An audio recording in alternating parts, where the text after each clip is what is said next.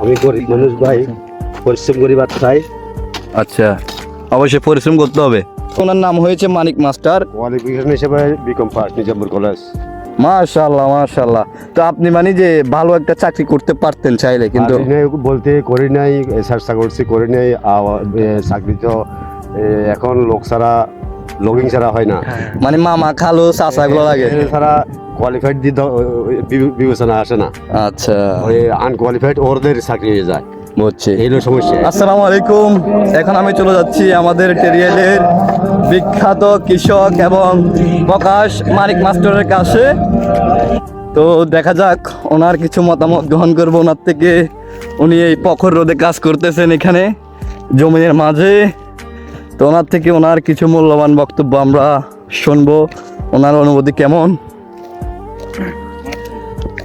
আসসালামু আলাইকুম। ভালো আছেন? তো উনি হলেন আমাদের এলাকার মানিক মাস্টার। তো উনি কৃষিকাজ করেন জমিনের মাঝে, ওনার নিজেরই জমিন। এই যে দেখতে পাচ্ছেন আপনারা, খুবই পরিশ্রমী একজন মানুষ উনি। তো মাস্টার সাহেব, আপনার কাছ থেকে আপনার কিছু অনুভূতি শুনতে চাইবো আর কি, মানে এই প্রখর রোদে কাজ করে আপনার অনুভূতি কেমন, যদি আপনার আমাদেরকে একটু জানাতেন। আমি ভাই এটা অনেক কষ্ট করে কাজ করতেছি, এখন না করলেও হয় না। আচ্ছা, আমি গরিব মানুষ ভাই, পরিশ্রম করি ভাত খাই। আচ্ছা, অবশ্যই পরিশ্রম করতে হবে। অবশ্যই, হ্যাঁ, পরিশ্রম না করলে তো হয় না। তো বিগত কত বছর ধরে মানে এই কাজের মধ্যে সংযুক্ত আছেন আপনি? বিগত প্রায় 35 বছর। 35 বছর। আমার বয়স হলো 55-56 বছর। আচ্ছা, আপনাকে মানিক মাস্টার কেন বলা হয়?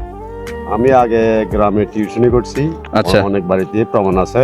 আচ্ছা এই আলমগীর, ওই আলেক বড় ছেলে আলমগীর, আচ্ছা আচ্ছা আচ্ছা তারপরে বাবুল এখন দুবাইতে থাকে। আচ্ছা আচ্ছা, এই আলু বিহারি নুরসনের ছেলে, জি ওদেরকে আরো অনেক বাড়ি আছে। কয়টার নাম? দক্ষিণ টেরিয়াল, জি, ওই কি নাম কয়, জহিদ। আচ্ছা আচ্ছা আচ্ছা বাতিজিয়া। আচ্ছা, মানে ওনাদেরকে আগে টিউশনি করাইতেন? অনেক অনেক বাড়িতে বাড়িতে, এই জন্য ওর নাম প্রকাশ হয়ে গেছে। আচ্ছা, আসলে উনি কিন্তু একজন শিক্ষিত মানুষ। উনি জমিনে কাজ করতেছেন, উনি কর্মকে কখনো লজ্জা পান না। উনি বলতেছেন ওনার বয়স 55+ হবে এবং ওনার এই কর্মজীবন 35+, এবং ওনার জীবনের শুরুতে উনি টিউশনি করেছেন অনেকবার।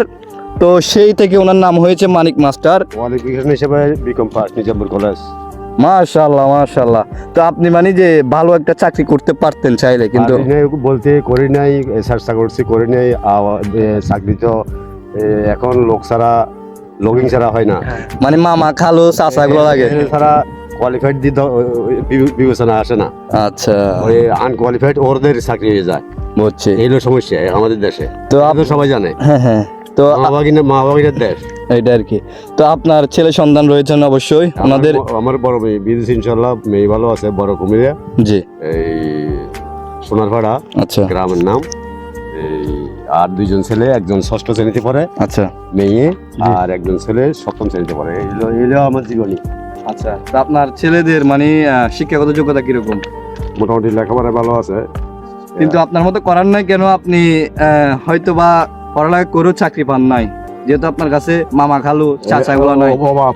হ্যাঁ, আসলে আমাদের দেশের শিক্ষাগত যোগ্যতা থাকলেও মামা খালু না থাকলে ভালো একটা চাকরি হয় না। হয় না। যেমন ধরো ওনার মানিক মাস্টার আমার শ্রদ্ধেয় যেটা লাগে, হয়তো যেটা হবে না। এই সাতটা একটা হ্যাঁ, হবে কি। তো ওনাকে আমি বিগত অনেক বছর মানে আমার বুদ্ধি বয়স থেকে চিনি, ওনাকে সবাই মানিক মাস্টার বলে ডাকে। তো আমি মাঝে মধ্যে জমিনে যখন ঘুরতে আসি দেখি উনি কি জমিনের মধ্যে কাজ করে। এলাকায় আমার সবাই ভালোবাসে, সবাই তো ভালোবাসে মানিক মাস্টার বলে ডাকে। তো আমার কাছে আজকে প্রশ্ন জাগলো, ওনাকে মানিক মাস্টার বলা হয় কিন্তু কেন, এবং উনি জমিনে কাজ করেন কেন, সেটা ওনার মুখ থেকে জানলাম আজকে। উনি ওনার 55 বছরের জীবনে 35 বছর এই মাঠে ঘাটে কাটিয়ে দিয়েছেন। কারণ ওনার পড়ালেখা থাকলেও নিজামপুর কলেজে কি করছেন, বি কমপ্লিট করছেন, তবে কিন্তু চাকরি হয় নাই, এটাই বাস্তবতা। তো ভিডিওটা আপনাদের কাছে কেমন লেগেছে অবশ্যই জানাবেন। আর আমাদের বাংলাদেশের অতীতে যা হয়েছে ভবিষ্যতে যেন তা না হয়, মামু খালু চাচা থাকলে যেন চাকরি না হয়, যেন যোগ্যতা ভিত্তিক অনুযায়ী চাকরিটা দেওয়া হয় সবাইকে। তো এটা আর কি আমি আমাদের বর্তমান সরকার মাননীয় প্রধানমন্ত্রী তারেক রহমানের কাছে এটা পৌঁছাবে না, তারপরে যদি আপনারা পৌঁছাতে পারেন অবশ্যই শেয়ার করবেন জিনিসটা, ঠিক আছে, যেন শিক্ষাগত মানটা উন্নত করে এবং শিক্ষার ভিত্তিতে চাকরি প্রদান করে। ধন্যবাদ সবাইকে। আসসালামু আলাইকুম।